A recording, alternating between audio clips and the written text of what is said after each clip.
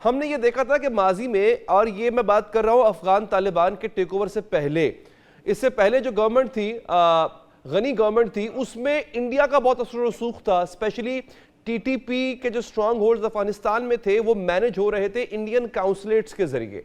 क्या अभी भी आपको लगता है कि Indian presence on the border side of Pakistan and Afghanistan वो मौजूद है, and they are the ones facilitating TTP, facilitating non state actors to create to be miscreants in Pakistan?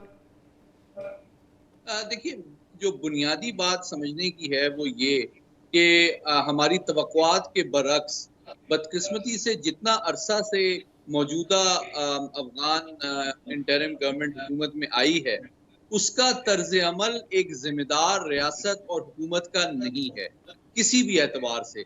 चाहे वो दोहा अकॉर्ड के हवाले से उसकी कमिटमेंट्स हों कि जनाब एक इंक्लूसिव ब्रॉड बेस्ड गवर्नमेंट बनेगी, चाहे ये कि जनाब अपनी टेरिटरी को दहशतगर्दी के खिलाफ के लिए इस्तेमाल होने की इजाजत नहीं दी जाएगी, चाहे ये कि ह्यूमन राइट्स का एहतराम किया जाएगा। उनका जो अंदाजे फिक्र और अंदाजे रियासत है वो यूं लगता है कि अभी भी वो नॉन स्टेट एक्टर के माइंडसेट से ही ऑपरेट कर रहे हैं।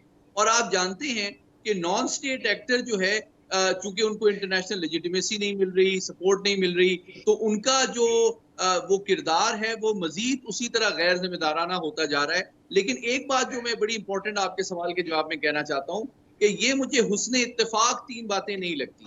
पहली बात ये कि दोहा अकॉर्ड से लेके काबुल के टेक ओवर तक आप ये बात नोटिस करें कि अमरीकी अफवाज के खिलाफ अफगान तालिबान ने हमले बंद कर दिए थे। पहली बात।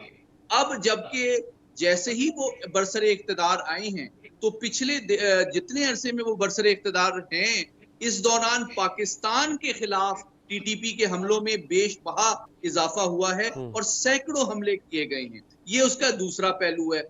और तीसरा पहलू ये है कि पिछले कुछ अरसे में थोड़ा सा में जो कमी आई थी, उसके बावजूद जैसे ही एक आला सतही भारतीय वफ्द ने काबुल का दौरा किया, उसके फौरन बाद ये बड़ा हमला किया गया पाकिस्तान के अंदर, जिसके नतीजे में एक लेफ्टिनेंट कर्नल साहब भी शहीद हुए, एक कप्तान भी शहीद हुए और कुछ पाकिस्तानी जवानों ने भी जाम शहादत नोश किया।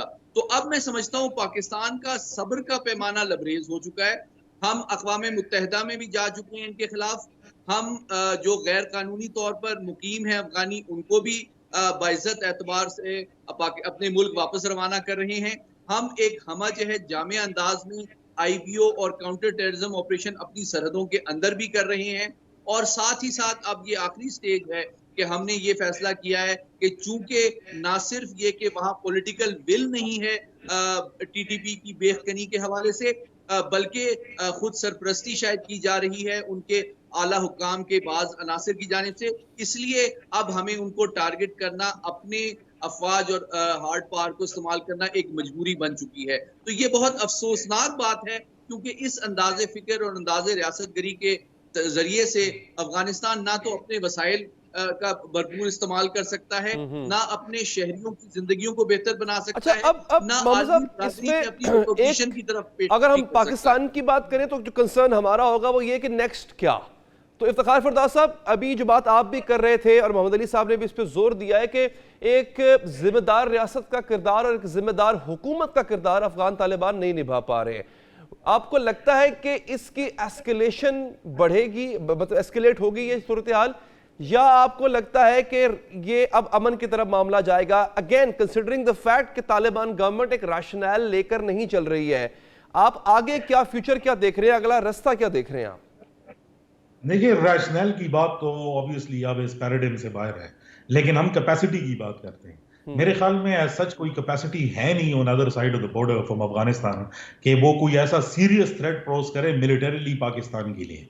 ये तो बिल्कुल नामुमकिन सी जो है वो बात है। एक एस्केलेशन और एक एनिमोसिटी जो है वो रहेगी, लेकिन उसको रिजॉल्व करने के लिए मेरे ख्याल में पाकिस्तान के अंदर एक पॉलिटिकल कंसेंसस की जरूरत है। देखें, पाकिस्तान पहली बार कोई दहशतगर्दी से नहीं लड़ रहा, हमारी एक हिस्ट्री रह चुकी है पिछली 20 सालों के अंदर, और उसमें काफी सक्सेस स्टोरी है।